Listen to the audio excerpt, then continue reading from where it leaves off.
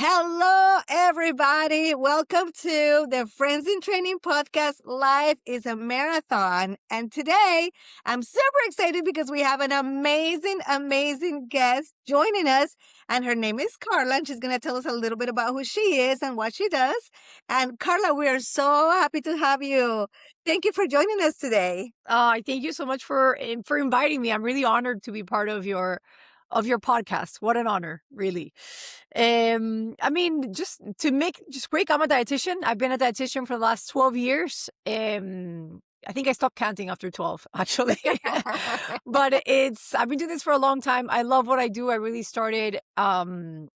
started out as sort of like a personal passion, personal needs, health needs, and it developed into so much more than that. It grew with me and it's just become, I think, something bigger than me. And I've loved what I've done so far helping people. I'm also a mom to 2 little kids. I have a 5-year-old and a 7-year-old and a husband who I always count also as my picky eater. I've learned a lot with him with him in both sides, applying nutrition and also like alongside him in parenting and in life and in running as well. He's a coach, so our jobs kind of overlap a lot. I believe you had him on the podcast not too long ago, Frankie. That's awesome. Not yet, but he's coming. For those of you who Oh. are wondering who this husband is, tell us about your husband. Award-winning husband, I have to say. I have to put that out there. Frankie Ruiz, he is a co-founder of the Miami Marathon, founder of, right now, a network of 11 run clubs all throughout South Florida, cross-country coach at Berlin Jesuit, his high school. I don't know. I feel like he's anything that's involved in running, he has had some influence in that. So for runners, he's somebody that, at least the name they've heard. I always have to clarify, not a singer. There is a Frankie Ruiz singer. This is a runner. It's so funny because not only the singer, but I always tell Frankie this. Frankie, you are the real 305, Mr. 305. 305. I mean, not to mention that he kind of looks like Pitbull with a shaved head. That's his look. Yeah. And he loves Miami. He loves the city. Yeah, and we love him too. We've known Frankie for a long time, and we're so lucky to have him in our community. He's changed this culture, and he is so lucky to have you too. Thank you for saying that. But yeah, no. So that's I guess me in a gist. Nutrition and all kinds of aspects, but really have specialized more in sports nutrition in the last maybe 10 years, 8 years. I I've been love more it. And about Carla, sports. you're a runner too, right? You're a runner Yes. too. Oh my gosh. Yes. Thank you I almost forgot. How could I forget about that part? I've been running since I can remember, at least, high school. I love it. It's always been about mental health. I always say, like, I'm happier when I run first thing in the morning. It's my therapy. But yeah, so I've done a few or several half marathons. I haven't explored yet the full marathon just yet. With kids, it's just so demanding. It really, like, with my athletes, working with them, I realize how much of time involvement it requires, right? It's not just the training or the running, it's also the recovery from it. Absolutely. So Absolutely. it's a Yeah, big time commitment. yeah. I must share my favorite memory running the 305 when you and Frankie were about to get married and you ran that race as a bride and groom. Oh my God, I Yeah. was there at the finish line and I love those pictures. That was so fun. Yeah, we really went in with the whole running thing. I mean, that's how we met. So I had been running alone with a little team. I had a coach where I grew up in, and then when I graduated college, I was going to his run clubs in Brickell and in South Beach, and I don't know at what point, but I wanted to start one in Weston, which is where I grew up, and that's where we connected. And it took several years from there. It wasn't necessarily love at first sight. Not because, I mean, I don't know, just, I guess, age gap, just different life stages at that moment. But I think within like 2 or 3 years, maybe we started talking more, and then, relationship developed. So it's, for us, running is a part of our relationship. Even though he's a coach, he's only coached me once to run fast, and it was incredible. I really got to see how fast my body can be when I really trained for it. But other than that, it's always been for fun. Like I know you have your friends in training. I think that's such a powerful community because it's not about the running. It's about the conversations and relationships that happen while you're running. So it's like you're Yeah. doing two healthy things at once. Thank you so much. Yes, yes. And we're very blessed to have you guys as part of our community and a part of our fit family because Yeah. we started, so long ago. And then I've known you also for quite a few years. And Carla, I just have to say that I'm so grateful, especially now that we've been working together and it's been such a great thing. So thank you, thank you, thank Yeah. you, and welcome. And so I wanted to ask you, what inspired you to become a registered dietitian? I kind of said it a little bit earlier. Basically, health reasons. Honestly, I was always in for studying for pre med. I wanted to be a doctor as long as I can Oh, remember. I've always been into science and medicine and all that. oh, But nice. when I was in college, I had a migraine that lasted 3 whole months. Like, I'm not talking about Oh, on and off, wow. but like nonstop migraine. And Wow. I went to see so many specialists, so many pills that I tried that were given to me from neurologists to say, okay, we don't know, nothing's wrong with you, it seems, but we need to cut this migraine. So try these 3 pills. Let us know which one works and we'll prescribe it for you. The pills were horrible. They would Uh-huh. still leave me incapacitated. And so it was, long story short, it ended up being a food intolerance.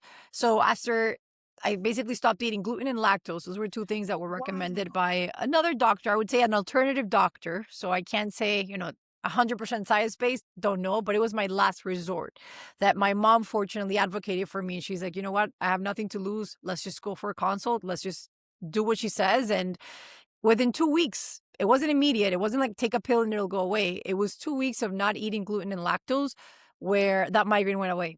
And I was taking a nutrition class as an elective at that moment. And you have to also think about where I was in that moment. I had stopped working a part-time job that I had. I couldn't really study much because the migraines were debilitating. And I didn't have much of a social life because by the afternoon, nighttime, I was already in bed sleeping, trying to sleep off the Wow. migraine. So everything in my life was kind of like on pause and a limbo. And when that happened, it's kind of like I got a second chance. And I realized, okay, medicine is great. Medicine is very, very helpful. But if Yes. there's something else causing it, you have to get to the root cause of your symptoms. You have to really figure out what's causing them in order to solve it, right? And so that's how I decided to at least, yeah, to go through nutrition. Like to get to the root cause of disease. And then it was switched into sports nutrition, which is a whole different thing. Yeah. Um, it kind of grew with me as an athlete as I started running more and started going to run club. Friends got me into triathlons, and I just realized it was actually after I did the Miami Marathon, the half marathon for the first time. I don't know what year, but it was the first time that I Uh-huh. did it, and I was studying nutrition in school, and I was like, "Man, I eat healthy." Nobody back then, Marcella, I think it must have been like at least 12 years ago, 10, 12 years ago, um, that sports nutrition wasn't a thing, right? Like part of marathon training or like running and sports weren't really synonymous. It wasn't like you have to train the miles and also figure out what you're eating to get you to run the distance. It was just like a second thing. Um, and after I did that first marathon and I made every single mistake on the book, every single one from the pre-running to during to after, that I realized, okay, there has to be a better way. And I went, and that's how I learned about sports nutrition and really trying to research more about it. Again, it wasn't a thing. So I think back then there was only one main sports dietitian known in the United States. And she's the one that came up with a lot of the guidelines that we still use to this day. Nancy Clark. Yes, Nancy Clark. Yeah. See, we all know it now. Um, but yeah, so that was a fun experience. And ever since then, I'm able to coach my athletes by a lot of the mistakes that I made. Like, by the way, this can happen. I lived it. Don't do it. It's not worth it. It ruins your experience. It ruins your time if you're really competitive. Um, and so, yeah, that's how I got into sports nutrition. That's wonderful. I'm so glad you shared that. How many people experience headaches, and they don't know where they're coming from? Or so there you go. Maybe try that and figure out if it's some kind of food intolerance or something that is holding you back. And I Yeah. love how we can always relate to stories. So I'm so glad that you share that story. And I was also curious, like there's so many things. Like I remember when I started running, like one of the things people would think is like, oh my God, you run so you can eat anything you want. And that is so not the case. Yeah. Yeah, no, Right? not the case at all. I mean, I would say, yeah, it's not the case because when you're younger, it hurts. You can run Mhm. the race and you can even run fast, but it you're paying somehow, one way or another, during or after.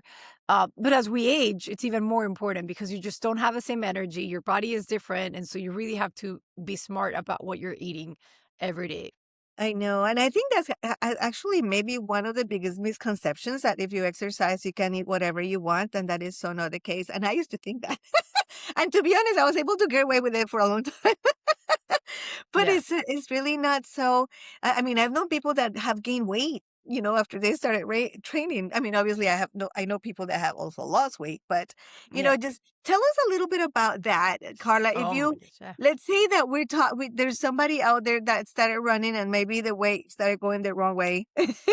Yeah. What can you tell us about that? It's so interesting when that happens because just like you, I've seen both sides. I've seen people just losing weight, whether it's intentional or not, right? Sometimes people do get into running because they want to lose weight. Other times they don't mean to lose the weight and it actually can hurt them. That women will lose their periods, they'll start to feel more tired and whatnot. But on the weight gaining side, I think it's because if you get into the sport thinking that you're going to be able to eat everything that you want and a lot more carbs than you want, or you start thinking that you have to carb load, but you're still overeating, or in the recovery, you don't just have your breakfast post run, you also have beer and wine and turns into like a whole celebration after a whole day.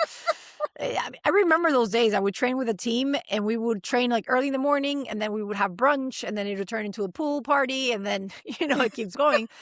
So the calories really do add up. At the end of the day, it is calories in, calories out, but there's a lot of factors around that.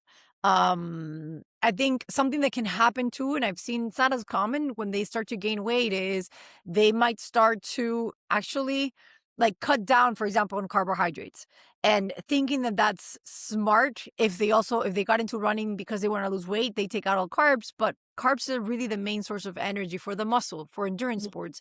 So when you do that, what happens is with time, doesn't happen in 1 week.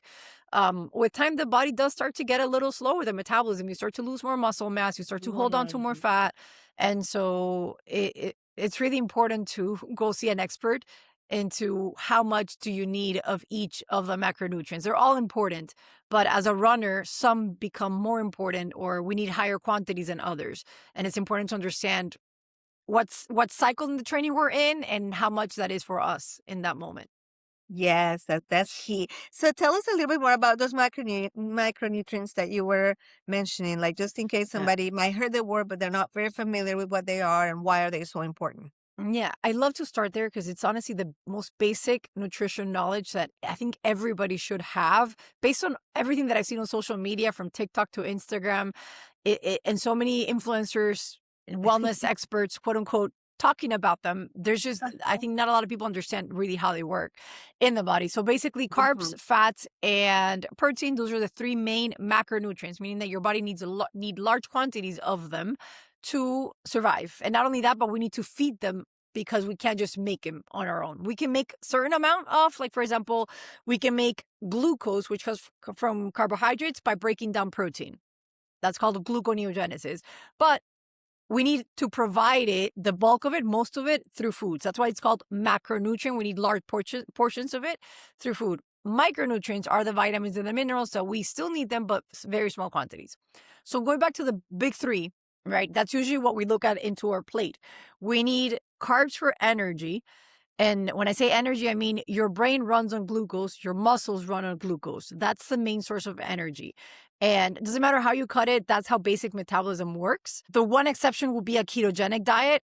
Let's just leave it here because it's a whole other conversation. Not in, and I see a lot of runners maybe going through that approach, and I can hands down say it's not the most effective or efficient use of energy for your body, for the sport that Mhm. you want. Um, but point aside, right? That's how the body works.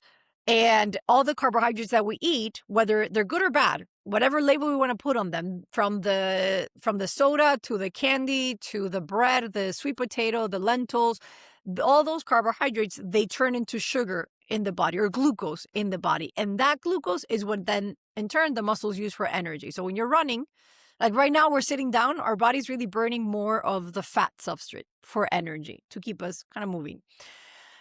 Well, if I were to get up and go walking, now my body switches into using a little bit more carbohydrates, like glucose. If I start running, it's even more glucose. Okay. So that's why it's so important. But then overeating carbohydrates can lead into gaining weight instead of just burning it and losing the weight. So that's what's tricky about carbs. And then protein, we need it really mostly for muscles. Yes, it's true. But the muscles don't use protein for energy. Again, it uses carbs. So I see a lot of athletes sometimes fueling with a protein shake or protein bar before going out on a run. And that's, again, not the smartest use of your stomach space. Okay, that's, I think, the best way that I can explain it. So protein is more used for maintaining and building muscle mass as the main. It also is used to make hormones and vitamins and other things. But the main purpose of what we need it in our plate is to cover our basics with the muscle maintenance at the very least. Even as a runner, when you go running, yes, you're burning glucose, but there's some kind of muscular damage that happens, right? In that training, in that process, the harder you go, the faster you go. If you're lifting weights, strength training will also damage the muscle fibers. So we need to repair that. And so that's where protein comes in. And the last macronutrient would be fat. And we call it dietary fat to make sure that it's not the body fat, right? Dietary fat is a fat that's found in food. We use it for so many things. Hormone production, like it is used for hormone. So it's for a person that's eating very little fat, dietary fats, and they're really under eating. It's one of the things that we start to see their hormones get out of balance. They lose their period. If they're a woman, if they're a man, the testosterone is one of the first hormones that we see declining with a very low fat diet. But I mean, in general, it's just for energy. It's used for energy. It's a source of added calories to help us maintain our energy, whether it's just being alive or going running. We need all three. We definitely need all three. Yeah. So carbohydrates are not really the enemy, like so many people think. Oh my God, no carbs, no carbs. I don't want any carbs. We need carbs, right? But then we have good carbs and not so good carbs. Yes? Yes. Tell us a little bit about that. So it's about the type of carb and the amount of carbs. I'll say that because even without thinking of the type of carbs, I know that we like to put labels because it makes it easy for us to know, okay, I'm going to stay away from these and I'm going to focus on these. But again, the body doesn't know like sweet potato versus white potato. The body knows a starch, like carbohydrate turns into glucose, whether it has more fiber or less fiber does affect it later on. But at the end of the day, they both turn into that glucose that is like the basic energy for the body. So I want to start first with quantity, right? Before going into what we say the quality of the carbohydrate. So in terms of quantity, it's just how much, again, remember, carbs are energy. That's the most simple and basic definition. If carbs are energy, if we eat too much and we're not burning that energy, we store it as fat. And so if you think of the standard American diet or Hispanic diet, honestly, they're very similar in the sense that we eat a lot of carbs, right? Like, what's your favorite Hispanic meal? My God, Hispanic. Well, I'm from Colombia. I like tamales. Okay. Which I like corn. They have paisa, which has rice and beans and eggs and avocado. And plantains. Maybe? Yeah, plantains, yes. Yeah. So I think the standard Hispanic meal definitely has rice and beans. That's any country that you go to will have those two foods. A lot of times we'll add, or if we go to a restaurant or if we go to somebody's house to eat those foods, they'll always serve it with plantains or yuca, maybe tostones on the side, which is from the plantain as well. And so I just mentioned 5 carbohydrates that can easily be seen in somebody's plate. And if not all 5, at least 3 of the 5, right? So when I look at somebody's plate, it's not just that you have those 3 sources. It's that usually it takes at least half of the plate, if not almost all of the plate, just on carbohydrates. And so again, if that person's not training for a marathon or running a long distance the next day, all that energy is going to get stored as fat. Same thing with Italian food, for example. Every single time I go to an Italian restaurant, when you look at a menu, it's just pasta. You have to pay a premium when you want to add protein. And you have to another extra charge if you want salad with it. And more than anything, it's how much pasta we are served. It's a lot. Yes. It's really more than, like, for a standard person is at least 2 servings. And so it's not that the pasta's bad, is that you just had a lot of pasta and your body didn't need it. You're not going to be burning it tomorrow morning Right. during a run. And then they bring the garlic bread. And exactly, and the garlic bread before. So I would argue that for most people, it's not the type of carbohydrate, it's the amount of carbohydrate that they're eating. Yeah. With sugary beverages being one of them, like sodas and juices, even like fresh fruit juice packs a lot of sugar because it doesn't have any other fiber. We're just drinking all the water and the sugar from the fruit. So I think those are quick sources of added sugars or added carbohydrates as a whole, right? Carbohydrate is a macronutrient and sugar is just one type of carbohydrate. So yeah, it's tricky. So that's with the amount. I would say just looking at how many carbs you're eating in one sitting, even if they're healthy. If it's too much, it's going to be stored as fat. Yes. With one caveat, if that carbohydrate has fiber, like for example, sweet potato, honestly, Marcela, how many sweet potatoes could you eat in one sitting? One myself. Yeah, they're very filling. Same thing with beans. Yes. So when you eat rice and beans, we tend to eat more rice and just like some of the beans on the side. If you were to not eat the rice and only eat the beans, I bet that you wouldn't be able to eat more than 1 cup. One, because it doesn't taste good anymore. And 2, because it's just so filling because of the fiber that it has.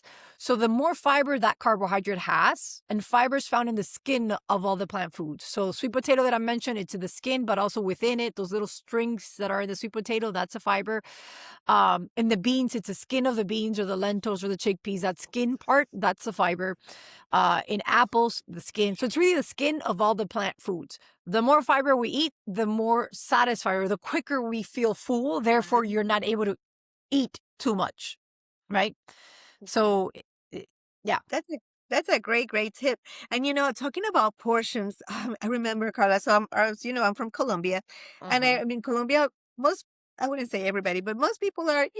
I'm not very tall, and there are people taller than me, but we're not like being size. So our portions are smaller, like.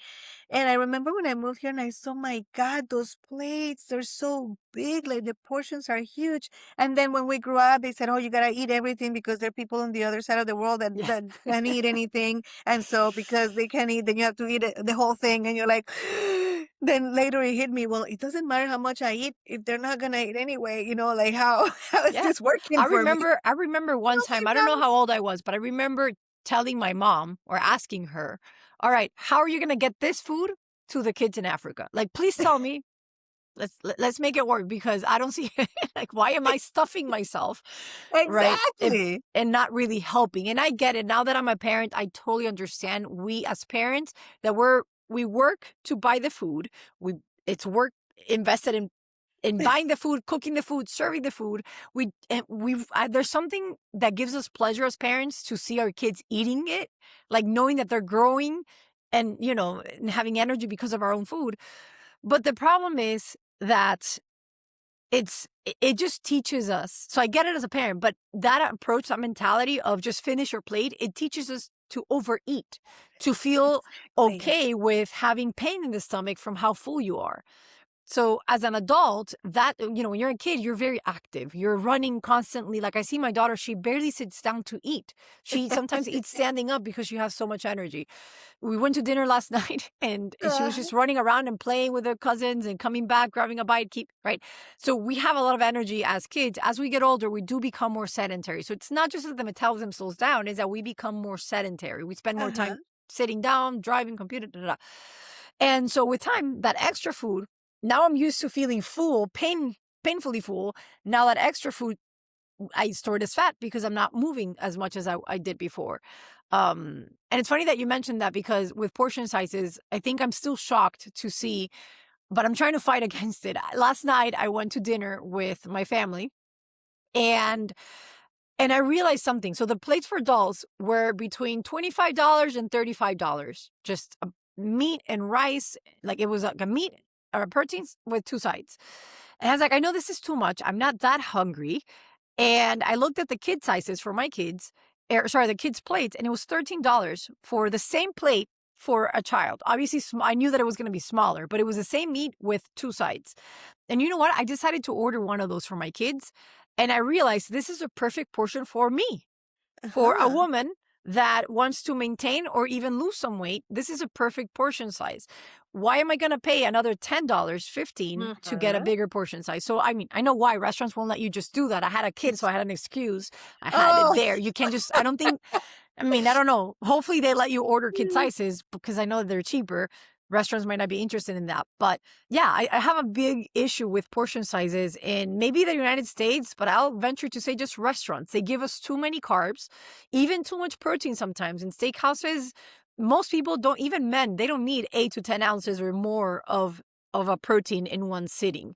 So I do feel like eating at restaurants is definitely harder. It's not impossible. It just takes a lot of work and commitment to your choices. Yeah, definitely. One thing that I do, because I don't cook myself, but I don't cook, but I don't cook, but when I do it out and I try to, I just, I portion it. So I know I'm not gonna eat the whole thing. So I just I just make it so that I'll have some and then I'll bring the other home and then I'll have it for, the next meal or the next day or something. So people consider that. Don't eat the whole Yeah. thing. You don't need to eat that much, Yeah. Well, right? see, for somebody that's used to overeating, that can actually be really hard to do. To just serve yourself a small portion and not not eat again later. I go a step further and I say, listen, it's not that you can't eat it, you're not allowed to eat it. Yes, you can, but start with a smaller plate. Ask yourself, how hungry do you still feel? How satisfied do you feel when you finish that plate? If you're still hungry, then give yourself permission to eat more. But more likely than not, you might be just fine with that one plate. Right. And we don't have to feel like so full. It's okay to eat and just be satisfied and not just just to the point that we can't move anymore. Yeah. Right? Because Yeah. that's the thing is just sometimes it's just hard to stop and you just you really don't need it. And so, Yeah. and just be mindful too. Like there's so many things. Sometimes we're not even hungry, but oh, somebody's going for coffee or there's, at work, the little, cookies or the donuts or whatever. And of course everybody, social and that's another thing, the social So true. eating. Right? Yeah. That's another challenge. So, Carla, in your experience, what do you think? Well, in addition to all this that we're talking about with portions and restaurants, but what are the biggest nutrition challenges that you see people struggling with today? I think definitely the meal planning or eating out. We all have busy lives. We all have commitments, whether you have a family or not. We're not 24/7 in the house to be able to meal prep and cook. And so I think that's a big challenge, being so busy that we don't even have time to think about meal planning the next day or grocery shopping, and we just rely on eating out, like, oh, I'll just figure out something on the way to work or this meeting or picking up the kids, right? Just grab something on the way and eat in the car.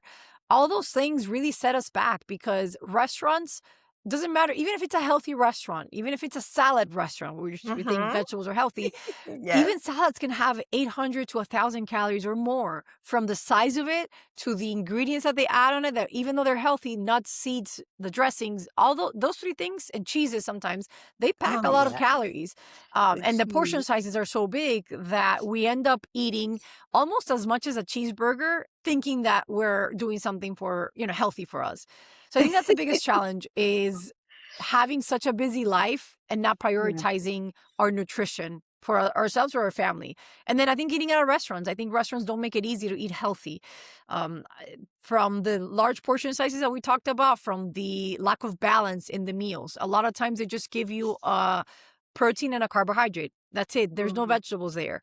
Or if it's a salad, they only give you the vegetables with a protein. There's no carbs in there. Guess what? We still need Mhm. carbs at every meal, a little bit of them, to give us energy and carry us through the next 3 hours of the day.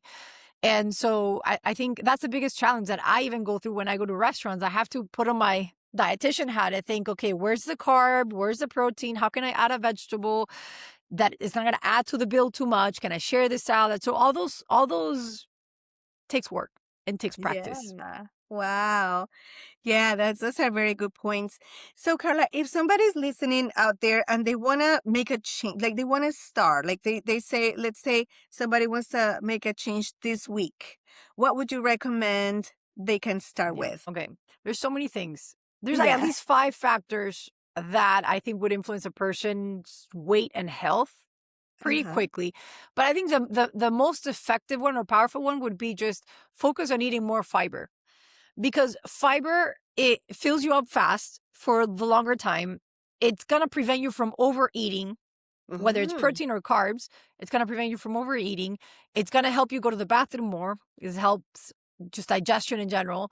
It helps lower cholesterol, regulating blood sugar, feeding your healthy gut microbiome. That in turn, we know from at least studies that having a healthy microbiome can affect your even mental health. It can reduce Absolutely. rates of Yes. depression or symptoms of depression and ADHD. And so I would say like the most powerful punch that addresses a lot of the health factors, weight and health, would be just adding more fiber.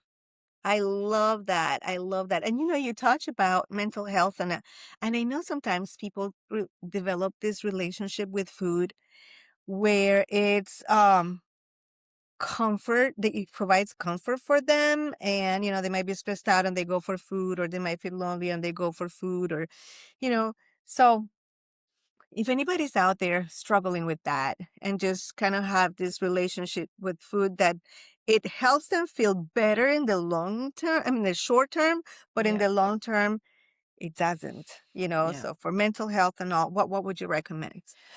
I would definitely recommend focusing on what we call mindful eating, or just or just bringing awareness to the thoughts and the feelings around food. Even if you don't change anything, just being aware and asking the simple question of, am I hungry or what else is it? Right? Sometimes it is hunger. Sometimes it's I'm sad, I'm stressed, I have anxiety. And because we feel those butterflies in our stomach, we feel or we think that we're going to calm it down with food or That's drinking true. something. And a lot of times, it's just food has nothing to do with it. And like you said, it's short term. So asking the question, am I hungry or is it something else? Right? And then when we start eating, asking ourselves, like at some point, taking a pause and asking ourselves, how am I, like, how satisfied do I feel? How full do I feel? And try to actually put a number to it. So we always say about the hunger fullness scale. There's an actual tool about this from 1 to 10, 1 being starving. Like I have a headache, hangry, completely hangry. That's your 1. 2, 3, that's hunger, like you're hungry. 5, neutral. 6, 7 is a satisfied. Once you go beyond 7, that's full. So really honing in into the line, the very fine line between satisfied and full. When you cross the line of satisfaction, there's a little bit of pain there. Your stomach has stretched a little already. Um, Satisfaction means that you could eat more, but you mhm. don't need to. You don't, yeah, there's no hunger anymore. So just really getting good at differentiating that line between the satisfied and the full is really powerful. Again, even if you continue eating until painful, but just the fact that you put that question in your brain, like, is this satisfied? Do I keep going? Like trying to connect the stomach and the brain. I think that's really powerful for all of us that grew up in the clean the plate club, which is, in Spanish, no te paras hasta que acabes. You don't get up from the table until you finish a plate, right? That- It's how we were all raised. It's a whole generation. Um, yeah. I know I was raised like that because my mom was raised like that, Yes, I and know. I think I might be like the women in my age group, around my age group, within 10 years around it, might be the first ones to know a little bit more about it better and are raising our kids differently. Right. So now what I ask my kids is I don't tell them you sit here until you finish. I ask her the questions. How hungry do you feel? How is your belly? Is it full or is it empty? And of course, when they're little, they don't understand. So I explain them. It's like a balloon. When it's full, it doesn't need more food. When it's empty, it needs more food. How do you feel? And my son to this day will tell me, Mommy, my tummy feels like it needs food. Like, okay, let's get you Oh. something. Or my tummy feels like, he'll tell me, my tummy feels like it needs cookies. I'm like, I think you want something sweet, but do you That's need so it? sweet. I don't know. But yeah, so we're raising our kids a little bit differently, but we're still struggling with the whole overeating or finishing our plate because we don't want to waste the food. Now we're the adults that we're spending money buying those foods and we don't want to throw away $1 into the trash can. I Um, know. That's but I'll tell you that's something that I so was thinking sweet. with that analogy, because again, we all struggle with it. I work with it with my patients, and I personally work on it every single day. I was thinking the other day, what if somebody told you that plate that you have, that whatever you left, let's say that if you can put a dollar amount to it, let's say that it's $4 that you're leaving behind in that plate.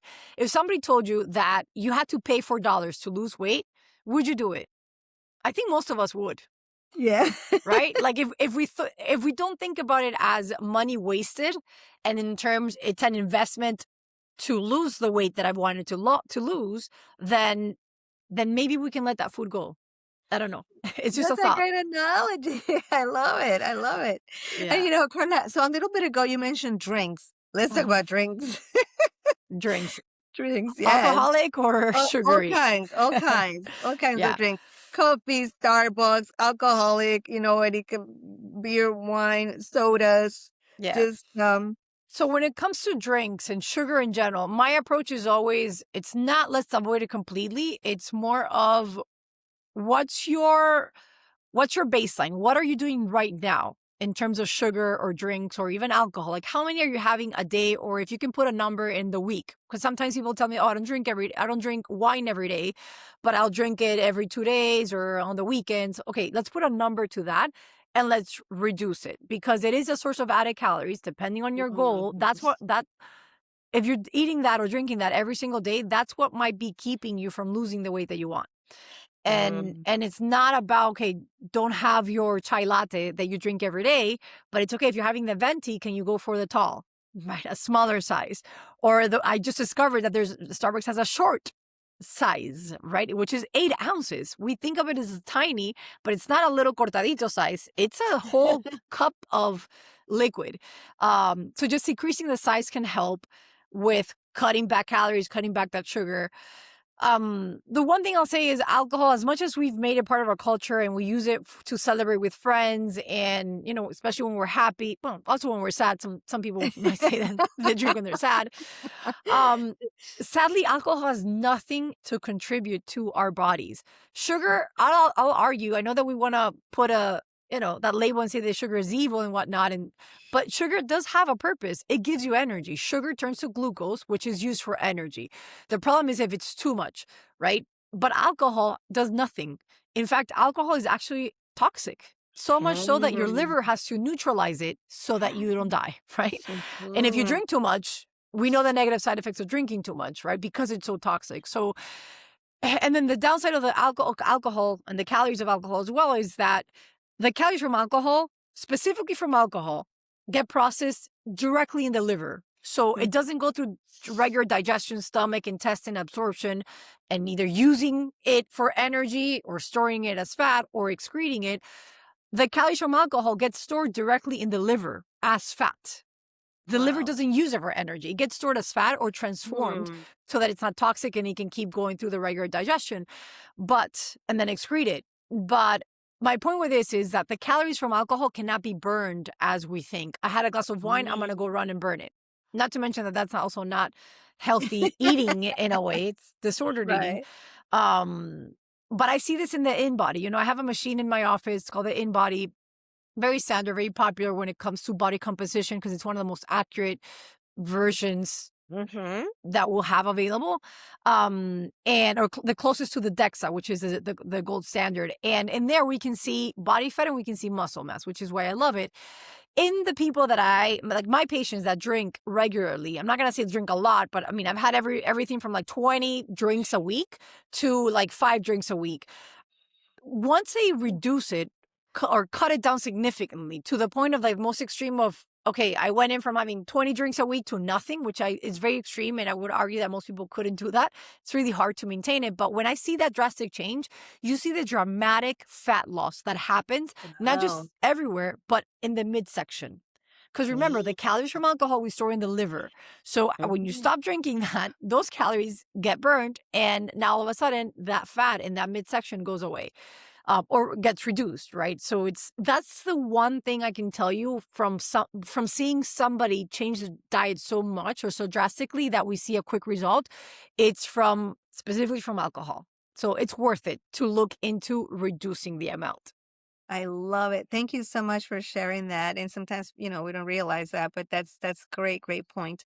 All right, so let's talk just a little bit about diets. Like Yeah. somebody wants to lose weight real quick, and so they go into this diet or the other diet. So what are your thoughts on that? Yeah, like restrictive, like most diets out there for weight loss specifically are restrictive, meaning that they're going to take out a Mm. whole food group or have you eating very little calories. The purpose of that is to get you to see weight loss fast, which is what people want. They want to see that weight loss coming off really quick. We want to see 3, 4 pounds every single week to keep us motivated. The problem is that the body doesn't work best like that, or at least not long term. It'll do it in the first week or even month. But after a while, if the diet is too restrictive, two things happen. So if it's too restrictive, let's say that it's no carbs or like very little carbohydrates, which is a standard part of our diet, Right. even culturally, we use it in celebrations and families and whatnot. We can't maintain that. How long can you go without eating, carbs? Really? Mm-hmm. Yeah. Maybe a month, maybe 2, 3, 6. But if if you're gonna stop eating carbs, lose the weight, and then after 6 months you're like, okay, I can't do this anymore, then you're gonna gain the weight back. And actually, research has shown that people end up gaining more than what they lost More. when they Yeah. do this approach of like all or nothing. So that's why I don't really recommend those. If it's too hard to implement, at some point, some people can last a week, some people can last a month or 6, but at some point they inevitably end up breaking it and, starting from scratch. So I don't recommend that. What's hard about that approach too is I see people blaming themselves, right? Mm-hmm. Like, this is a diet, it will make me lose weight. I did it for a month. I lost 5 pounds, and now, I couldn't do it anymore. Now I gain all the 5 pounds that I lost. I gain them again. It's my fault because I didn't have the willpower to keep doing that diet. No, it's not your fault. It was the diet's fault in that it wasn't built around you and your preferences and your lifestyle. So it's really the diet's fault. Anything that's too hard to do will not last. Okay. So it's Mm-hmm. better small changes with time. And then on the other side, also, if it's too restrictive, like too little calories, or let's say no carbs, your body will at some point kind of not give up, but it slows down. It starts to break muscle instead of losing the fat. You start to hold on to the fat. So you might lose a lot of weight initially, but then you don't see any change. That's where Hmm. you kind of get stuck and you can't get out of that. And it's funny because I've helped so many women get out of that plateau by adding Uh-huh. more food or adding carbs. As simple as Oh, that. yeah. Especially with people that skip breakfast, for example. It's really powerful and really rewarding to see that. Yeah, yeah. So Carla, I have to tell you, we are loving our Fit Summer Reset challenge that we're doing with you. And I think the Yeah. ladies that we have, and the program is open for everybody, not just ladies, but we happen to just have ladies this time around. And it's been such an amazing experience because you really are teaching us how to, instead of a diet, how to really just eat the right way. And it's more about behavior change, right? Like having the breakfast, having the right nutrients and everything else like that, than just go for a quick fix. Yeah. And so, so I want to thank you for that because I know people are enjoying it. We're in week 2 right now, Yeah. and we have already seen some progress, so which is great. Yeah. And yeah, that's definitely key. Yeah. Okay, so just a couple more things I wanted to ask you about. Nutrition and running performance or walking performance or Okay. just performance in general. Yeah. I mean, I think we've touched a lot about that Yeah. earlier because I think when it comes to sports nutrition specifically, so there's different sides of it and different levels of the sport, right? From walking to running to even within running, so many levels in it. Like, how competitive are you and Right. what distance you're doing? So on the endurance side, nutrition really does depend on how long are you training or exercising for, and yeah, I would say like how long and how fast as well, or how Mhm. competitive you are too. Those 3 factors are really important. But at the end of the day, looking back at the macronutrients, again, carbs are king. They are the main source of energy for the muscle. So it's just figuring out what sport are you doing, how many carbs you should eat for a goal. Some people start running and they want to gain weight or maintain their weight. They don't want to lose and they don't want to gain, and others do want to lose. So figuring out what that sweet spot is for each individual person is important.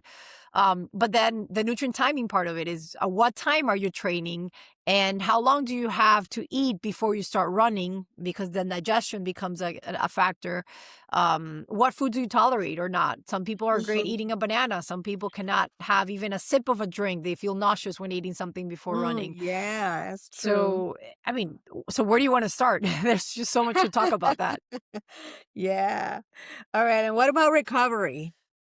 Okay, so when it comes to recovery, I would say before running, just think, if you have an hour to two before running, just think of carbs. That's what your body needs. That's what you're going to immediately burn Mm-hmm. and use. So you need to focus on just carbs, no protein, no fat, nothing. But when it comes to recovery, now you have the opportunity to refuel your body and repair your body. So refuel with what you just burned, which is carbohydrates, refuel with protein just to repair the muscle damage that happened during training or during racing, and then a little bit of fat.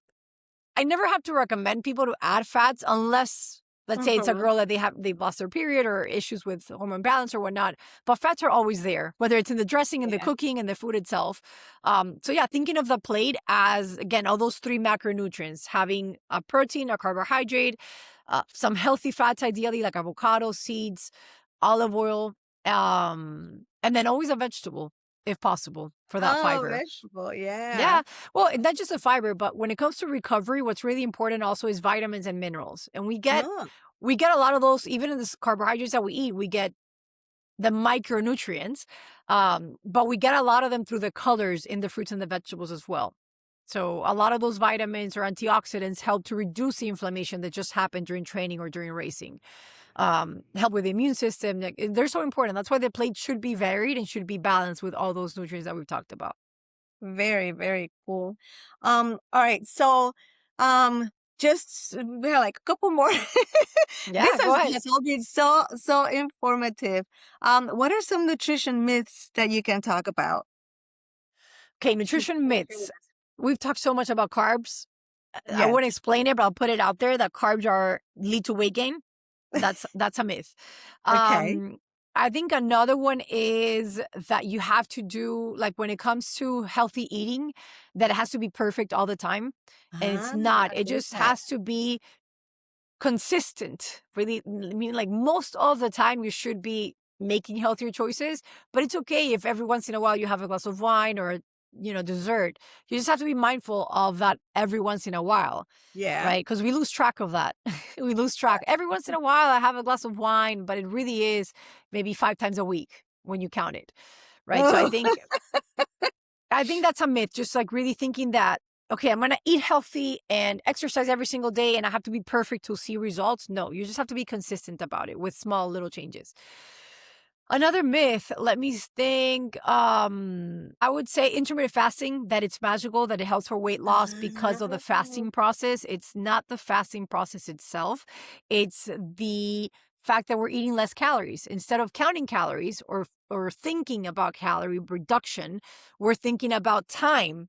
And by reducing the time that we have or we allow ourselves to eat, we're reducing the calories. So it's just a different approach, but it ends up working the same way as almost every single diet. So I think, yeah, I like to point that out because it's hard for a lot of people to follow that diet approach just because either lifestyle, a lot of, the women that you work with, that I work with, we exercise in the morning, right? Most athletes, we work out in the mornings. And so when you're fasting, that really just puts you at it's kind of like a downside for recovery and for really reaching your potential when you're training. If your body's fasting, you don't have the fuel to exercise at your, highest capacity. So I don't recommend intermittent fasting for that reason, specifically for athletes. I don't know. There's so many. I mean, if you ask me questions, I can tell you factor myth, but just so many. Yeah.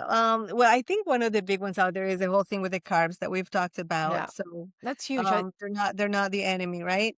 Yeah. What about a healthy habit that you never skip? Okay, that I never skip, I would say, and I grew up like this before knowing that it was healthy, is eating vegetables with every meal, with lunch and dinner. I don't eat vegetables necessarily with breakfast, but Frankie does. My husband went from not eating vegetables, period, to eating salad with breakfast almost every single morning, which is, to me, I look at it and it's insane. But I think that was that's pretty big for me, knowing that my brain is already used to that. It's not because I'm a dietitian, it's because that's how I was raised. When we would sit down for dinner, my dad would always ask, where's the vegetable? What are we having as a vegetable? Oh, And so wow. they would scramble, my mom would scramble for carrot or tomato or just color in the plate, and that counted, right? But to this day, like yesterday at the restaurant, if I don't have a vegetable in my plate, it doesn't feel balanced. And that's how it should be. It keeps me from eating more carbs, eating too much protein, and then I'm having vitamins with that. So Oh, I love that. What about snacks? Healthy snacks that you may recommend somebody to, like a go-to? yeah, I think my go-to is always a Greek yogurt. I think it's just it Oh, might not be the tastiest option, but nowadays we have so many flavors that don't have a lot of added sugars in them. Like just yogurt with fruit, like berries, strawberries on the side is so quick, so easy to eat, even oh. on the go. I like just a slice of toast with, whether it's peanut butter and jelly or just jelly if it's before a run. That's one of my go-tos as a pre-workout snack. And just fruit and cheese. We like for a Oh, perfect snack, if you're not running within an hour or two after that snack, we always need a carbohydrate for energy and then ideally some protein to balance to help us prevent the blood sugar spike, to really give us that satisfaction, to help us feel full. So that carb and protein combo is really important. And to me, that always boils down to the easiest, which is a fruit that I have at home always, whether it's apples, grapes, cantaloupe, banana, something, combined with a little piece of cheese, whether it's a string cheese, the baby bell cheeses, the individual little cheeses that they sell. I always have one form of those at home. So if I'm rushing to get out the house, I'll grab a fruit, a cheese, and that buys me at least an hour or two before I get hungry again and have to figure out the next move. But yeah, that would be a great snack. that's awesome. Thanks for sharing that. Carla, our podcast is called Life is a Marathon. Yeah. What could you leave our listeners with? One piece of advice to help them make the life healthier and have a happier marathon in life. If you were going to like recommend, in addition to the fiber, Yeah, just definitely. in general, one thing, what would it be? Yeah, so I mean, just that quote, life is a marathon, we're already thinking like long term, right? Think of Mm-hmm. nutrition also long term. Don't make changes or level of those changes unless you're willing to do them for the rest of your life, right? So Mm. don't say, I'm not going to drink alcohol if you're not willing to keep that promise for the rest of your life. Just say, I'm not going to drink on Fridays, something that's sustainable. So you got to think of whatever changes you want to make now to become a better runner or to lose weight or to lower your cholesterol. Make sure that you're able to keep that habit for the rest of your life to be able to really maintain that benefit. Yeah, that's a great point. Great point. And so Carla, I know as we wrap up, is there anything else that you'd like to share or anything that maybe we didn't go over just yet that you think might be important for our audience to know? Um, I mean, I think with nutrition, we covered a lot. One of the We things that did. I find myself always talking to my athletes, my patients about is also strength training, the importance of strength training and cardio too. But most people Definitely already great. know cardio, but I think that but then also most people underestimate the power of weights and strength training that it can do, especially when we Yeah. think of life as a marathon, right? Doing weights, building muscle, maintaining the muscle that you have is what's going to give you more life and quality of life as we age. So it's so important to combine it, especially for weight loss. I know I keep coming back to because I feel and I know the question that I get is, I want to lose weight. How can I do? When you combine strength training and nutrition, it's the fastest, most powerful, most effective way to lose and keep that weight off and become healthier, not just for now, but for the next decade. So yeah, always think of that also as you're thinking of making healthy changes. How can you incorporate some level of strength training to your routine and to your healthy lifestyle? I love that. Thank you so much. So, Carla, if anybody is interested in maybe getting to know a little bit more for specific for themselves, Mhm. can they contact you? Maybe reach out to set up a consultation. Are you taking clients? Like, Yes, yes, definitely. Yeah, they can find me on Instagram, carla.nutrition, Carla with a C. And then they can make an appointment directly there I have a link to make an appointment or just send me a message and I'll guide you through it. But definitely. Thank you so much. I think that would be great. Guys, if you need any support, I can tell you, I've been working with Carla. She's been great. She has met me where I am. I've learned so much. I feel so much better. And also as we age, right? Like our bodies need different things and pay attention more to nutrients and things. So I definitely recommend her. Yeah. I mean, And you've made so a 360 change with your breakfast only. I The did. pictures that I'm seeing with your I breakfast, I'm know. so proud every time I see that. I Ideal breakfast and quick know. breakfast too. It's not like you're cooking. It's something easy and on the Yeah. go. No, yeah, I've learned a lot, and so, and I'm enjoying working with you as well. So it's not like, because like sometimes we're like, I don't know, but I've been enjoying working with you. I know the group that we have right now Yeah. with our friends in training is also enjoying it, Yeah. and so we thank you so much. Thank you That for means a lot, Marce. I love it too. I really get in it and I know the struggles because I live it. Nobody is immune to all the pressures that we feel from society, from our health and our bodies changing. We all go through it at some point. yeah, definitely. Okay, so if people want to find you, where can they find you again? Instagram, Carla.nutrition. Okay, Yep. perfect. All right, Mhm. Carla, thank you so much. My pleasure. Thank See you around, you. Marce. Bye. Bye.